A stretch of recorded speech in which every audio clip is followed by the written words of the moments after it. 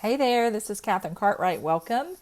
I am sharing the Wreath stamp and die set from Diamond Press. This came out on HSN recently, and I wanted to pull it out and get working on it. So it includes a ton of instruction sheets, a ton of dies, and you can see you can make your own wreath base here, and then you can decorate it however you want. They have, like I said, a ton of dies included, stamps also. You can make your own advent wreath. You can do ornaments. You can do oranges, sort of, for the fall. You can do slices of fruit. Pine cones, flowers. So they have every season covered. And then I think they're also balloons. I didn't even touch these. So you could do a birthday themed wreath. So just a lot of fun to be had. Okay, ton of dies that I mentioned. They're 2-box dies. There's a die that's going to make a bow.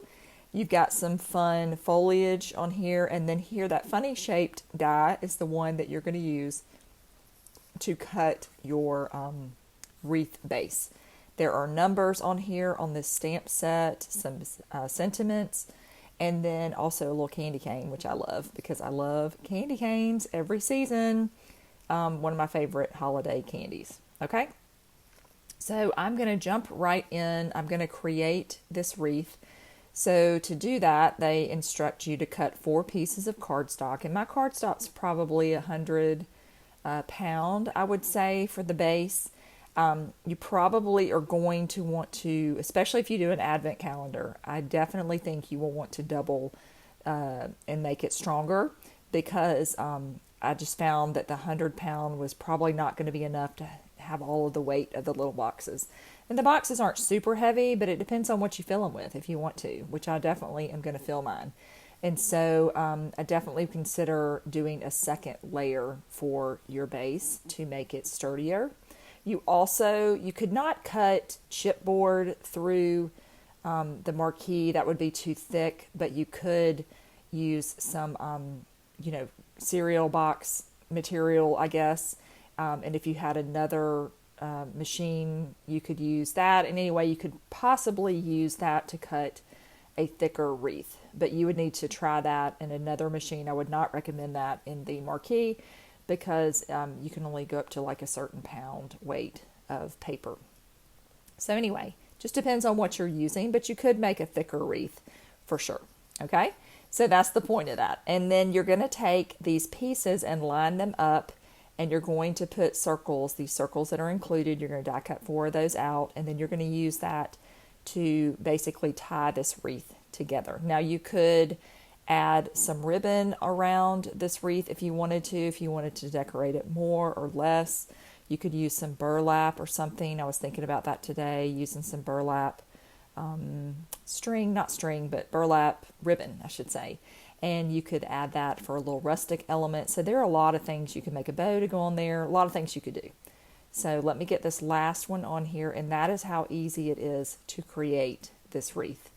Now you will go through a good bit of cardstock for sure because you're going to need to cut a bunch of things to add to it. But I love to do these kind of projects because I think that they are just so much fun. All right, so I did pull out I had some patterned paper from Christmas for a couple seasons ago from Recollections, and it's probably 80 pound weight. So I cut the bow on here. There's a bow die included, and I'm just showing you how to put the bow together that you could add on top of your little boxes, and I'll get to those in just a second too. All right, so I've kind of run my bone folder a little bit on the paper just to kind of crease it a little bit, break up those fibers. And that way it will help me make my little bow. You can see I've already made a bow over to the right. And then I'm going to glue these 2 tails down, and then I will wrap the little longer piece around, adhere that down, and then you're going to put your tails on. So very easy. You don't have to do the tails if you don't want to. If you were doing a card or something, you didn't have room for that, you can customize it completely for you. And so I'm just going to fold this down, add another little bit of glue, and you're going to have a little tail hanging off, which is fine. And then I can add the ribbon on the back. Okay, so really quick and easy. You could do a bunch with these for sure. Okay, So now I'm going to add some tails on here. I'm going to have these tails that I've cut the two, and then you're just going to kind of line those up, adding a little glue on the top.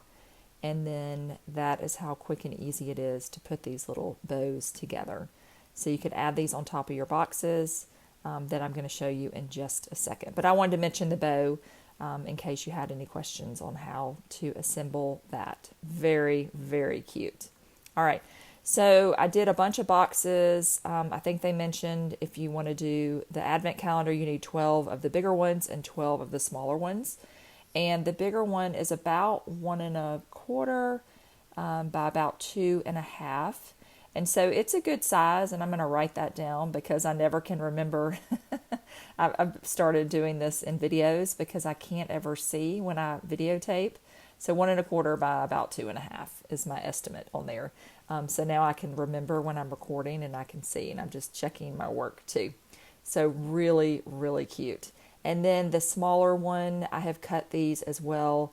And I thought I put that red one together on camera, but it's the exact same process as the smaller box. It's just a little bit smaller, but there are 2 tabs on each side that you're going to glue down, and I'll show you that in a second. I'm just folding at all the creases, and then I can start gluing this together. But you can see how it comes together. It's very simple. So I'm going to do 1 tab here. I'm just going to kind of pull that in, match my edges up, and let that dry for a second. And then I will add a little bit more glue on the other side. And most of these I used a lighter weight cardstock when I could, so they dry pretty quick. But the pattern paper dries really quick as well because it's a little bit thinner. But you can see how cute this is. So you're just going to do the same process on the other side. Both of these boxes have some kind of rounded tabs, I would say, or rounded edges, or the tops. They're not tabs, but the tops you can see are rounded, and then you just can close them up. I've got my bone folder, of course, to extend my hand where I need it. Sometimes when I'm making things like this, I like to have an extra length to my hand, and then you got that cute little box. Okay, so here are all of my boxes, and I am not going to glue all of this down. It doesn't fit a gift card, so I just wanted to show you that. But these do fit. I'm not going to glue them down because it's August, and I'm not ready to finish this. I'm going to make advent calendars for my 2 girls. And so what I would do is, and you can come back in a little while, probably a month plus, and I'll show a finished product of this. But I just wanted to show you can fit all 12 boxes on here. You're going to kind of arrange them, at different angles and stuff. So they're kind of random. And then the little boxes, and you can close them up with a bow, and I will add a little tag and stuff. So I'm just kind of showing you how this works. And then there are all of these little boxes. You can come back and hot glue those. I would probably hot glue those for sure on top of the others. And then you have this layered advent wreath that you can hang up, or you could put it on a table as well. So cute. But you can see where I'm going with this idea. And then you could add something in the middle if you wanted to, a little, maybe attach a string with a little tag down the front. Just a lot of fun to be had with this. So I'm going to put these boxes aside. I'll save them for closer to Christmas, and then I will revisit that. And I probably will add some Advent sentiments in there with the scripture from the Advent calendar. This is several years old. They did a Diamond Press did an Advent calendar, so I will stamp that onto some copy paper, and I will add the scriptures inside the boxes as well.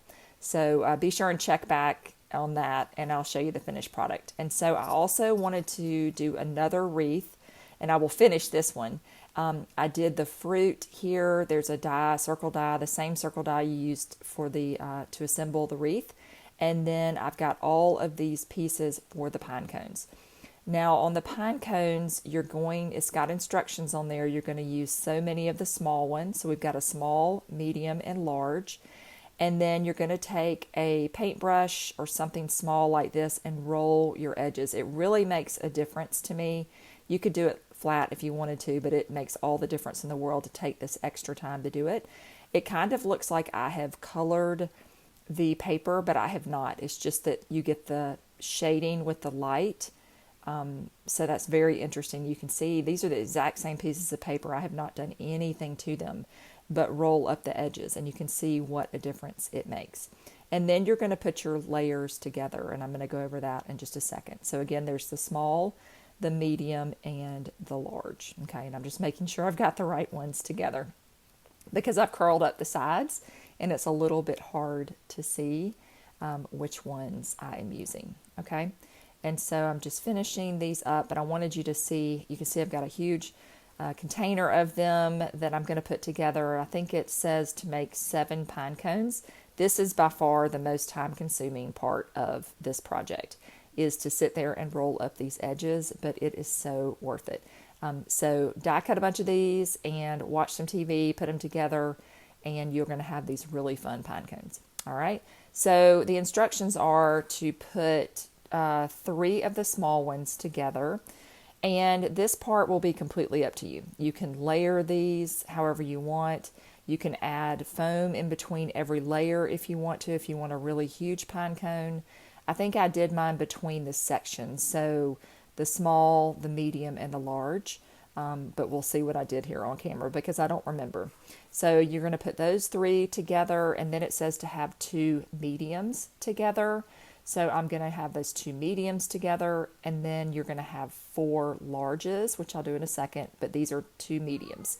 So you've got 1 small, 2 sets of medium, and then 1 set of 4 large, okay? And then we will go from there.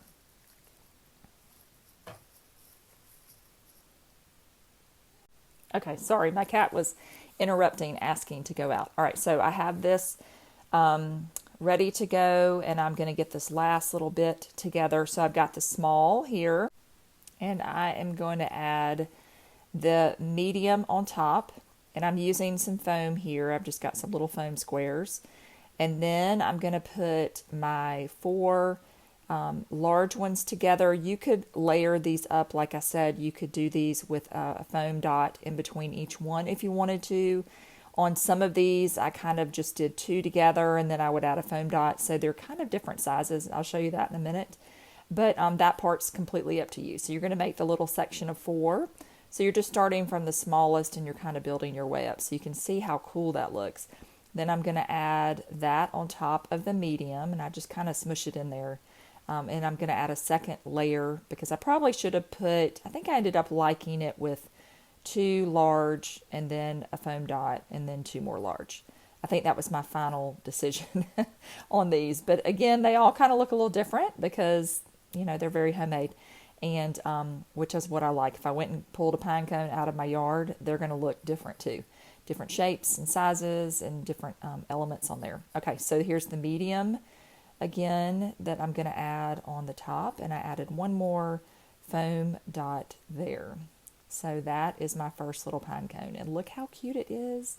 It's way cuter in person. I wish you could see it in real life. It's so cute, and you could, you know, smush it down if you wanted it smaller, flatter, or you could kind of crunch it up more if you wanted it tighter. But I wanted to show you the pine cones, and you can see how they can look different based on how many layers that you put in there with the foam. Okay. So I'll come back to that in a minute. And then I wanted to show you this quickly too. I was in the mood to kind of mess around with this wreath some. So I have some glue, just some clear glue, and I've got some distress powder. I think this is called Frosted Crystal. I wanted sort of some sugared fruit. I know you probably have seen the sparkly fruit on faux wreaths, I should say. And so I wanted to kind of recreate that. So I just took some glue here. I'm using some Bearly Arts, and I'm just going to paint it all over here. And I want this little fine crystal to get on there to hopefully represent. I wish I had had a sparklier one, but I did not. I only had the frosted. So I hope it shows up, but I wanted to try it because it'll be a little bit more clear once that glue dries, because the glue does dry clear. But I just wanted to try it. So that's just a little something extra. I was trying to make some sugared fruit on there. All right.